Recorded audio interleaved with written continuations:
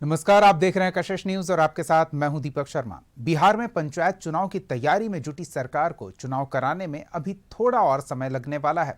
वो इसलिए क्योंकि सरकार ने पंचायतों के परिसीमन के बाद चुनाव कराने का निर्णय लिया है, जो 2011 के जनगणना के आधार पर होगा।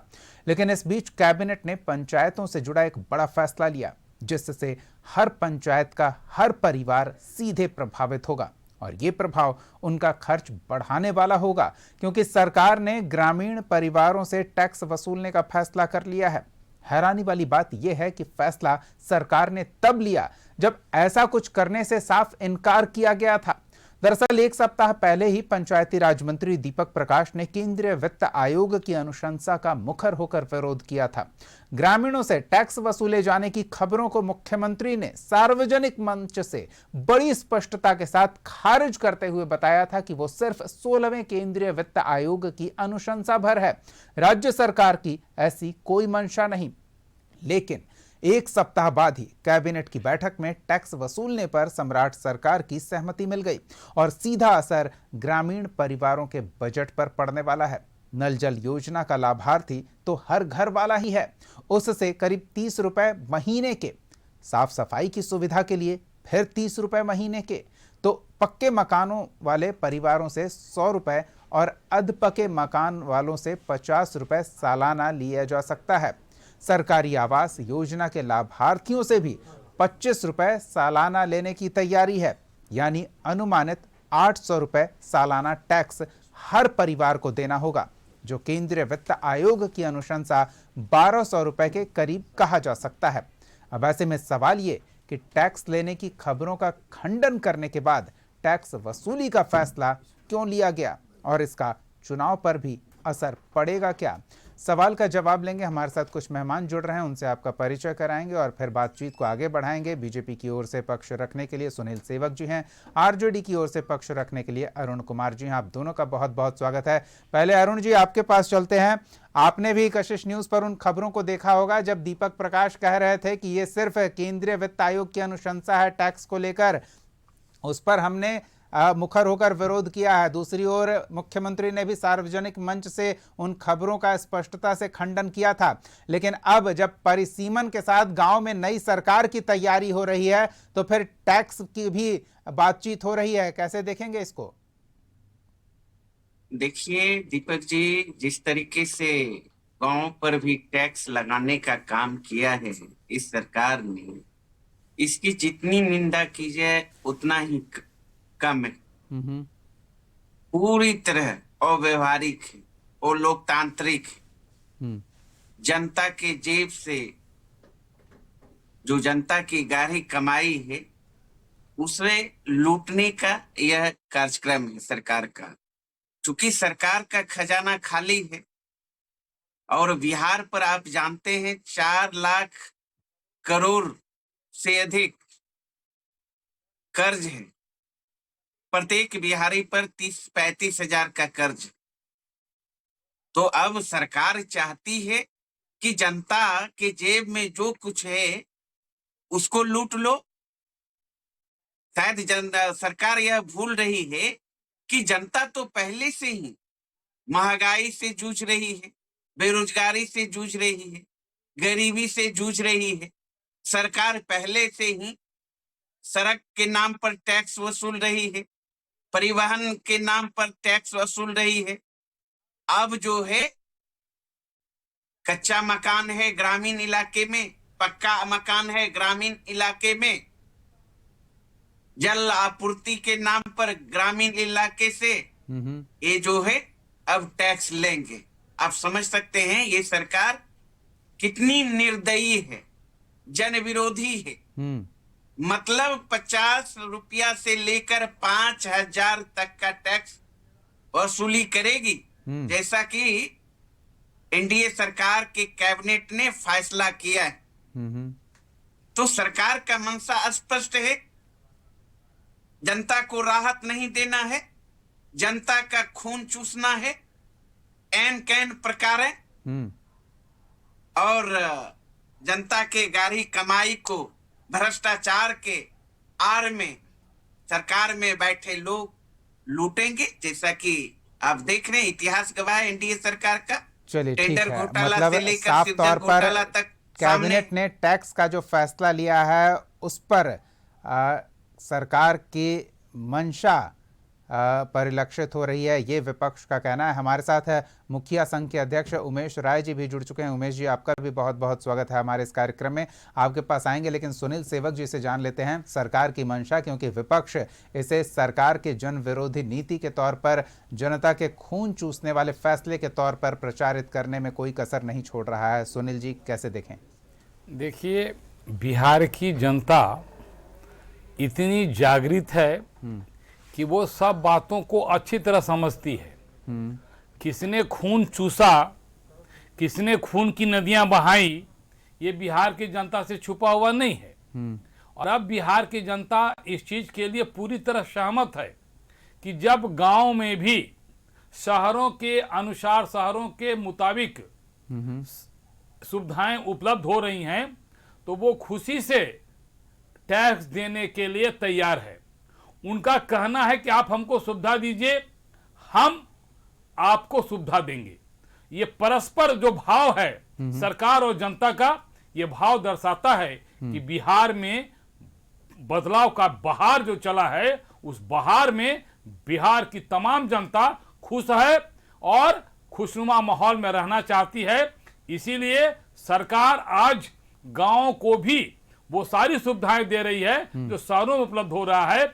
इसलिए गांव के लोग भी स्वेच्छा से इस चीज के लिए तैयार है कि अगर सरकार टैक्स लेकर अगर सुविधा में देगी तो मुझे सुविधा देने में कहीं से कोई आपत्ति नहीं है। चलिए, क्योंकि ठीक है। इसी बिहार की सरकार, क्योंकि इसी बिहार में लोगों ने यह भी देखा कि बिहार के सरकार के मुखिया कहते थे, अरे रोड बन जाएगा तो पुलिस चली जाएगी तो तुम लोग कैसे चोरी कर पाएगा, बिजली रहेगी तो तुम लोग कैसे चोरी कर पाएगा। तो ऐसे मानसिकता वाले लोग आज जब बिहार बदल गया है, गांव शहरों में परिवर्तित होने लगा है, तो उनको अब पेट में दर्द हो रहा है। वो अब जनता का माने भलाई का बात करने लगे हैं। जनता को लूटकर बिहार को बर्बाद करने वाले, अब जनता के लिए आप मत सोचिए, जनता खुद सोच रही है, एनडीए के साथ है और सदैव साथ रहेगी। चलिए, ये तो सत्ता पक्ष का स्वभाव है कि उसे इस बात का आभास होने लगता है कि जनता टैक्स देने को तैयार है, खुशी खुशी, और सुविधाएं कितनी मिल रही है वो धरातल पर बातें पता चलती है। चलिए, मुखिया संघ के अध्यक्ष मिथिलेश राय जी हमारे साथ जुड़े हुए। मिथिलेश जी, एक बार फिर आपका स्वागत है। माफ़ी चाहेंगे, नाम को लेकर थोड़ी कन्फ्यूजन हो गई थी। लेकिन मिथिलेश जी, परिसीमन की बात तो आई है, लेकिन परिसीमन की बात कैबिनेट बैठक के बाद कहीं गुम सी हो गई है, क्योंकि परिसीमन के बाद चुनाव होंगे तो वो चुनाव परोक्ष चला गया है पर्दे के पीछे। अब जो होना होगा वो तो होगा, लेकिन अभी नजर है ग्रामीण इलाके में पंचायत टैक्स लेंगे तो ग्रामीण इससे कितने संतुष्ट होंगे और इससे चुनाव पर बड़ा प्रभाव पड़ेगा, किस तरह से देखा जाए इसे? देखिए, सबसे बड़ी बात ये आपसे इसके बारे में, जो पंचायतों के लिए OSR नियमावली की कैबिनेट से मंजूरी मिली है, इस पर आपको हम प्रकाश डालना चाहते हैं और सभी को बताना भी चाहते हैं कि राजस्व नियमावली केवल 16वीं वित्त आयोग का मामला नहीं है कि उनके अनुशंसा में स्पष्ट लिखा हुआ है कि सभी राज्यों को अपना आर्थिक संसाधन पंचायतों को वृद्धि करने के लिए राजस्व नियमावली बनाना चाहिए। सबसे बड़ी बात यह है कि बिहार में यह पहली बार हुआ है 30-35 वर्षों में राजस्व नियमावली नहीं बना था, जबकि 73 अमेंडमेंट में 73वां संशोधन में स्पष्ट है कि 29 विषय ग्राम पंचायतों के अधीन आते हैं और पंचायती राज संस्थाओं को कर लगाने का अधिकार भारतीय संविधान ने दिया है। और देश के सभी राज्यों में, आप महाराष्ट्र से चले जाइए, आप कर्नाटका, केरला, विभिन्न राज्यों में सभी जगह राजस्व नियमावली बने हुए हैं OSR के लिए, स्वयं का राजस्व स्रोत डेवलप करने के लिए। अभी आप सभी एक ताज़ा उदाहरण दे रहे हैं कि ये टैक्स केवल अभी प्रचारित किया जा रहा है कि 1200 गाँव से लिया जाएगा। इस पर हम ये चीज़ें पहले समझने की जरूरत है। हम अगर स्वच्छता के नाम पर काम करते हैं तो 1 रुपया टैक्सेशन पंचायतों के द्वारा अभी भी लिया जाता है बहुत जगह, जो कि नल जल योजना के संचालन में, अन्य विषय में। तो सरकार इस चीज़ को, दो चीज़, इस पहलू को पहले समझने की जरूरत है कि आप पंचायतें आर्थिक रूप से सशक्त नहीं हो। जब पूरा देश में पंचायतें आर्थिक रूप से सशक्त हो रही हैं और सरकार और भारत सरकार और संविधान करना है उत्तरोत्तर टैक्स का वृद्धि हो। 74 अमेंडमेंट से जब नगर पंचायत बना तो नगर पंचायत में आपका टैक्सेशन का अधिकार दिया गया है, बिल्डिंग बाय लॉज बना हुआ है और वहाँ मोबाइल टावर उदाहरण, ये चीज़ें हम इसमें एक चीज़ जोड़ना चाहते हैं कि क्या अभी नगर पंचायत में जो मोबाइल टावर है उस मोबाइल टावर का टैक्स कर देना पड़ता है टावर कंपनियों को, नगर पंचायत को। लेकिन इसमें मैं स्पष्ट बताना चाहता हूं कि राजस्व नियमावली बना है, हम लोग मुख्यमंत्री से मिलेंगे। इसमें अभी सबसे जरूरी है कि टैक्सेशन में राजस्व नियमावली जो बना है उसमें मोबाइल टावर को अनिवार्य रूप से जोड़ा जाए कि देश के पंचायत राज्य के सभी पंचायतों में औसतन 4 से 5 मोबाइल टावर लगे हैं और उस पर कई कंपनियों के टावर लगाए तो गए उन्हें हैं। तो व्यवसायिक प्रतिष्ठान में डालकर शायद किया जाए। लेकिन एक चीज और मिथिलेश जी साथ में ये भी जोड़ दीजिए ना कि जिन ग्रामीणों की सुविधा के लिए, जिनके लिए व्यवस्था सही तरह से संचालित हो, उनके लिए ये पंचायती राज संस्थान तैयार की गई है, सिर्फ उसके सुदृढ़ीकरण का विचार रखा जाए या ग्रामीणों की सुविधा का भी विचार रखा जाए? सुदृढ़ीकरण का विचार भी होना चाहिए और ग्रामीणों की सुविधा का। इसमें ग्राम सभा को राइट है पहले से कि किस चीज पर हमको टैक्स लगाना है। सरकार नियमावली बनाई है, लेकिन ग्राम सभा पारित करके हमें किस चीज पर टैक्स लेना है वह निर्णय ग्राम सभा ले सकती है। ग्राम सभा का राइट है, संवैधानिक राइट है। अभी हम उसमें बता रहे हैं कि ये 8, आप पता कर लीजिएगा, बिहार में 8053 पंचायत में औसतन हम लोग गणना किए थे 800 करोड़ से ज्यादा बिहार सरकार मीन्स पंचायती राज व्यवस्था को टैक्स का लाभ नहीं मिल रहा है, जो टैक्स चोरी हो रहा है। और बड़ी बड़ी कंपनियां जो मोबाइल टावर की कंपनियां हैं वह कहीं टैक्स नहीं दे रहा है पंचायतों में। ये बताकर कि हम गांव में हैं, हमें टैक्स नहीं देना पड़ेगा। है। दूसरा आपका सवाल है कि पंचायत शहरी क्षेत्र के बगल में जो अभी अर्ध शहरी इलाका है जहां सैटेलाइट टाउनशिप भी बनना है, तो बिल्डिंग बड़े बड़े बिल्डिंग कंपनी है जो बिल्डर है वह शहर में नहीं बना करके ग्राम पंचायत क्षेत्र में चले जाते हैं और ग्राम पंचायत में उनको भारी छूट मिल जाता है। न उनको कोई टैक्स देना पड़ता है, न उनको निबंधन के लिए कोई दिक्कतें होती है। और दूसरा है कि वहां उनको नक्शा पास ग्राम पंचायत से नहीं करना पड़ता है, क्योंकि उसके लिए भी इस नियमावली के बाद ये बनेगा। तो बिल्डिंग बाय लॉज भी होल्डिंग टैक्स कहां लिया जा सकता है? इन चीजों का जो आप उल्लेख कर रहे हैं मिथिलेश जी, ये तो पूरे बिहार में बस मुट्ठी भर इस तरह की व्यवस्था होगी जहां टैक्स बचाने के लिए वो पंचायत क्षेत्र में चले जा रहे होंगे। लेकिन नल जल की बात कर लें, एनडीए सरकार ने हर घर में नल का जल पहुंचाया है, तो हर घर को टैक्स देना अनिवार्य हो जाएगा। साफ सफाई को लेकर केंद्र भी संजीदा है, राज्य भी संजीदा है, तो हर घर को वो स्वच्छता टैक्स भी देना पड़ेगा। इस तरह के और कई टैक्स प्रभावी हो जाएंगे, तो हर घर का व्यक्ति इससे प्रभावित होगा। सिर्फ व्यावसायिक प्रतिष्ठान जो पंचायत क्षेत्र में चले जा रहे हैं टैक्स बचाने के लिए, उन्हें क्यों देखें? ग्रामीणों को भी तो देखना होगा ना। नहीं, रोजी रोजगार, रोजाना की मजदूरी करने वाले लोग कैसे करेंगे ये? देखिए, जो पंचायत में औसतन जो जनसंख्या है, जो आबादी है, उसका निश्चित रूप से बहुत ऐसे आबादी है जिनके पास रोजमर्रा की दिक्कतें हैं जी। लेकिन वह ग्राम सभा को तय करना है जहां दिक्कतें हैं, जो जिनको सहूलियत, जहां हम सर्व सुलभ सुविधाएं दे रहे हैं, जहां नल जल सुचारू ढंग से चल रहा है, निश्चित रूप से 1 रुपया पर डे का मामला है, 1 रुपया दिया जाता है। हम लोग भी 1 रुपया के लिए बहुत जगह पंचायतों में वसूला भी गया है और 1 रुपया स्वच्छता के लिए लिया जा रहा है। अब है कि इस चीज को बड़े माने ये सवाल ये है कि यह लेना और नहीं लेना ग्राम सभा का मामला है, उस पर ग्राम सभा निर्णय करेंगी। ये सबसे दिलचस्प पहलू है आपके पूरे बात का, ये सबसे दिलचस्प पहलू है। मैं इसी को लेकर मुस्कुरा रहा हूं कि लेना और न लेना ये ग्राम सभा तय करेगी, ग्राम पंचायत तय करेगी। यानी कि ये कहीं ना कहीं सीधे तौर पर वोट बैंक बनाने, वोट बैंक बिगाड़ने वाली व्यवस्था होती नजर आ रही है। सत्ता पक्ष सुविधा देख रहे हैं, आप भी संस्था की सुदृढ़ीकरण की एक व्यवस्था देख रहे हैं, आत्मनिर्भरता देख रहे हैं, लेकिन विपक्ष इसे सरकार का खून चूसने वाला व्यवहार और खून चूसने वाला निर्णय के तौर पर देख रही है। लेकिन अरुण जी, संस्थाएं सुदृढ़ होंगी तो व्यवस्थाएं बेहतर होंगी, सुविधाएं अच्छी मिलेंगी, इसमें कोई दो राय नहीं है। फिर टैक्स की व्यवस्था अगर की जा रही है तो इसमें इतना नकारात्मक पहलू क्यों देखा जाए? नहीं, नकारात्मक का सवाल नहीं है। आपने खुद कहा, जो बीपीएल परिवार जो मिट्टी घर में रहते हैं, कच्चे मकान में रहते हैं, आप उससे भी वसूलेंगे टैक्स? नहीं, अनिवार्य नहीं है, अनिवार्य नहीं है। मिथिलेश जी ने स्पष्ट किया कि अनिवार्य नहीं है। हाँ। सुना जी, ये अपनी व्यवस्था की बात इन्होंने की। कैबिनेट ने जो पास किया, क्या कैबिनेट ने पास क्या किया है? यह अनिवार्य व्यवस्था नहीं है? आप स्वयं निर्णय लीजिए, देना चाहे तो दीजिए, नहीं देना चाहे तो नहीं दीजिए। कहाँ है लिखा हुआ, बता दीजिए। एक सेकंड, दोनों के पास आया। कैबिनेट अरुण जी ने की जो बात, हाँ, मंजूरी पूरी सुन दी, लेते हैं, हाँ। जो कैबिनेट ने मंजूरी दी, ठीक है, आप पेट्रोल पंप वालों से लेंगे 5,000 रुपया, चिमनी भट्ठे वालों से लेंगे, व्यवसायिक ये सब है तो लीजिए, कोई दिक्कत नहीं जी। जितना उसका खून चूसना है चूसिए ना, उद्योगपतियों का, पूंजीपतियों का, व्यवसायियों का, जिसके लिए आप करते हैं। लेकिन 34% से अधिक निर्धन परिवार है इस प्रदेश में, जो प्रत्येक दिन रोजी रोटी किसी तरह जुगाड़ करते हैं, पलायन करके जीवन गुजर बसर करते हैं, उससे आप लेंगे जलापूर्ति के नाम पर, साफ सफाई के नाम पर। अब प्रधानमंत्री जो आवास योजना के तहत जो आवास मिला है, उस पर भी आप टैक्स लेंगे। हाँ, ये भी ये प्रावधान कौन है। सा नीति है आपका, आप बताइए। तो सवाल तो उठेगा ही। नहीं। तो इससे स्पष्ट है, तो हमने तो पहले ही कहा, हाँ। दीपक जी, कि सरकार का खजाना खाली है।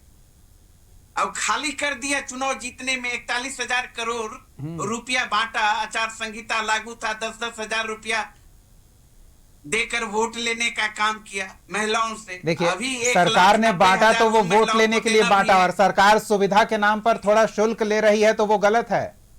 क्या क्या सुविधा ग्रामीण इलाके में, आप बताइए क्या सुविधा है। पहले तो देने की बात करिए, पहले तो सुविधा बताइए ना। चलिए, सुविधा आपको जाननी है, हम थोड़ा सा समय सुनील जी को देते हैं। सुनील जी देखिए, पूरी लिस्ट गिनाने लग जाएंगे। सुनील जी बताइए इन्हें, आप सुविधा दे नहीं रहे हैं, बस शुल्क वसूल रहे हैं, और वो भी इसलिए क्योंकि खजाना खाली है, आपको कुछ ना कुछ जुगाड़ करना है। देखिए, राजद के प्रवक्ता महोदय अभी भी उसी अंधकार युग में जी रहे हैं। अब इन लोग के आंख में अब रोशनी रही नहीं गई है, इतना ना लालटेन की रोशनी में रहे हैं। थोड़ा सा तर्क संगत बात हो, महत्वपूर्ण मुद्दे पर हम लोग डिबेट कर रहे हैं। अभी तो इन्होंने बस भूमिका बनाई है, अभी तो शुरुआत की है, अभी तो इन्होंने बस भूमिका बनाई है। लिस्ट अगर पूरी बात कर देंगे तो कुर्सियां छोड़ चल जाइएगा। जिलेबी के तरह घुमाने की जरूरत नहीं है। सुनील जी, साफ साफ बोलिए। सुनील जी, जनता की बात करिए, जनता सुन रही है। गिनती गिना दीजिए ना, गरीबों की बात करिए। आरजेडी वाले तो सीधी बात भी नहीं समझते जो हैं। जनता गरीब पहले से ही महंगाई से पड़ेगा ही नहीं, बेरोजगारी से जूझ रही है, उसके ऊपर ये गब्बर सिंह टैक्स आप देखिए कहां से अब तो ग्रामीण क्षेत्र में 125 दिन का रोजगार मिलेगा। सुनिएगा तब तो। अरुण जी, हाँ, मिल रहा है। अरुण जी पूछिए गांव में जाके। ठीक है, नहीं, सुनील जी से पूछ ले रहे हैं। हाँ, सुनील जी बताइए। आप भी उसी गांव में रहते हैं, आपके परिवार वाले भी लोग रहते हैं, और आपका भी दिल कहता होगा कि जो हम ही नहीं, ये गांव का ही देश है। देश का धड़कन गांव में ही धड़कता है। एक सेकंड अरुण जी, एक सेकंड रुक जाइए। धड़कन को लहूलुहान कर रहे हैं। ठीक है, एक बार सुन लीजिए ना अरुण जी। हाँ, वो दिल गार्डन कैसे हो रहा है वो बता रहे हैं। लहूलुहान की बात आप मत कीजिए। 15 वर्ष तो आपने बिहार को रक्त रंजित कर दिया था, आप किस लहूलुहान की बात करते हैं? नहीं, आप लोगों को थोड़ा भी शर्म नहीं आती है क्या?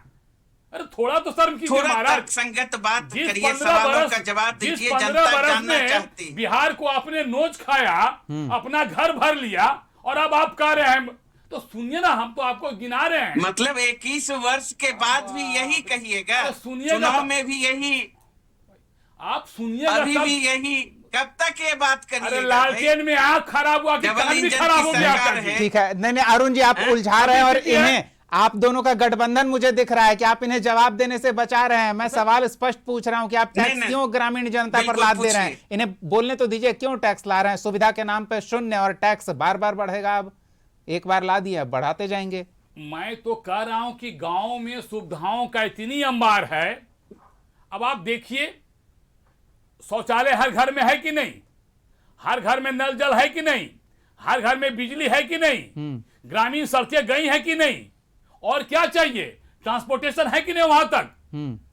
जितनी सारी सुविधाएं मनुष्य के जीवन के लिए चाहिए, आज हर गांव में उपलब्ध है। ये तो ठगने वाली बात हुई ना। अब नल का जल आपने हर घर तक पहुंचा दिया, वो बेचारा हैंड पंप से अब तक जीविका चला रहा था अपना, अब आप पैसे लेंगे, उन्हें वो ऑप्शन दीजिए कि आप नल का जल का कनेक्शन कटवा लीजिए। अब सुनिए, मैं बार बार कह रहा हूं, इन 20 वर्षों में हर बिहारी का पैसा जो कमाने का ये है वो बढ़ा है। तो वो आप उससे बचत करने देंगे या सब टैक्स ले लेंगे? मैं फिर कह रहा हूं कि वो को तो स्वेच्छा से कहती है बिहार की जनता, आप मुझे सुविधा दीजिए और मेरा जो सालाना इनकम बढ़ाया है आपने, उस सालाना इनकम से हम बिहार की तरक्की में, पंचायत चलिए, आपको इतना भरोसा है तो सब्र कर लीजिए, चुनाव में पता चल जाएगा। मिथिलेश जी कुछ कह रहे हैं, मिथिलेश जी जल्दी से कुछ जोड़ना चाहेंगे? हम सिंपल सवाल है ये, बहस का मुद्दा आपने जेन्युइन जो मुद्दा उठाया है जी, तो उसको हम ठीक है कि बहस होनी चाहिए और विषय भी मतलब तर्कसंगत विषय है। सवाल ये है कि टैक्सेशन का लाभ, हम ये पूछने की जरूरत है सबों से कि देश के सभी राज्यों में जब पंचायतों को आत्मनिर्भर बनाने के लिए सरकार, ठीक है कि 1200 जो राशि वसूलने का और 1 रुपये जो मामला है, ये ग्राम सभा को राइट है। बिहार कैबिनेट में अगर कोई डिसीजन आया है, जो डिसीजन नियमावली के संबंधित आया है, लेकिन उसमें स्पष्ट पहले उसमें पढ़ना पड़ेगा कि जो राजस्व नियमावली आया है, जो अनिवार्य है या इच्छिक है, ये इसमें ग्राम सभा को कोई काट नहीं सकता है। सुप्रीम कोर्ट भी ग्राम सभा का जो निर्णय होगा, और ग्राम सभा जिस टैक्सेशन का मामला, हम और भी टैक्स के मामले में दूसरा रास्ता भी निकालेंगे। छोटी सी चीज, अब उदाहरण के तौर पर नहीं होगा, ग्राम सभा में जिस इलाके का बहुमत है, जिस इलाके का अल्पमत है, उस हिसाब से टैक्स की व्यवस्था कर देंगे। नहीं, ये चीज देखिए, ग्राम सभा निश्चित रूप से सर्वोपरि है और ग्राम सभा में विचार के बाद इस प्रकार के मामलों में भी आगे और भी सुधारात्मक किया। जैसे आपको उदाहरण बताते हैं, लघु खनिज इसमें जोड़ने की अभी कई जुटेगा उसमें। ये नियमावली में भी आया है कि इसमें कई चीजें जुड़ेंगी। अब हम लघु खनिज को बढ़ावा, लघु खनिज जैसे अगर कोई बालू का निकासी करता है और जो चिमनी भट्टा से मिट्टी काटता है या अन्य चीज काटता है, तो उस पर खनिज, लघु खनिज का टैक्स ग्राम पंचायत को वसूलने का राइट है। ये टैक्स लगाइए आप, लेकिन मिथिलेश जी बस एक चीज बता दीजिए, अगर संस्था के सुदृढ़ीकरण के लिए हर व्यक्ति से 1 रुपया शुल्क लेना अनिवार्य है, तो सरकार के पास खजाने में उतना पैसा नहीं है क्या कि सरकार 2 रुपए दे दे? अलग से विभागीय राशि बजट का आवंटन होता है, तो उसमें से थोड़ा हिस्सा व्यवस्था को सुदृढ़ करने के लिए लगा दे। ग्रामीण लोगों के जेब से पैसा निकालने का क्या तुक बनता है? नहीं, संस्थागत वसूली करे ना, उसमें कोई दिक्कत नहीं है। ये व्यक्ति विशेष से आपकी बात से हम सहमत हैं, लेकिन पहले तो सबसे महत्वपूर्ण विषय ये कि जब तक यह राजस्व नियमावली अभी जाए पंचायतों में, और इसका जो अगर खामियां होंगी, फीडबैक जरूरी है। चलिए, फीडबैक जरूरी है, इसे अभी अनिवार्य रूप से लागू न कर दिया जाए, फीडबैक जरूरी है। और हमारा यही प्रयास है कि शुरुआती दौर में ही इसे चर्चा के लिए सामने रखा जाए, ताकि चर्चा के बाद इसमें और सुधार की संभावनाओं पर सरकार विचार करे। और सत्र मानसून का आने वाला है, तो हम उम्मीद करते हैं कि उस सत्र में स्थिति स्पष्ट होगी, सब कुछ साफ होगा और ग्रामीण क्षेत्र की जनता इस तरह के व्यवस्था से बेहतर संभावना तलाशने के लिए और सुदृढ़ होगी। फिलहाल समय का अभाव है। बहुत बहुत धन्यवाद सुनील जी, मिथिलेश जी और अरुण जी अपना समय देने के लिए, चर्चा में शामिल होने के लिए। अगले एपिसोड में एक और सवाल के साथ हम फिर मौजूद रहेंगे। तब तक के लिए देखते रहिए कशिश न्यूज।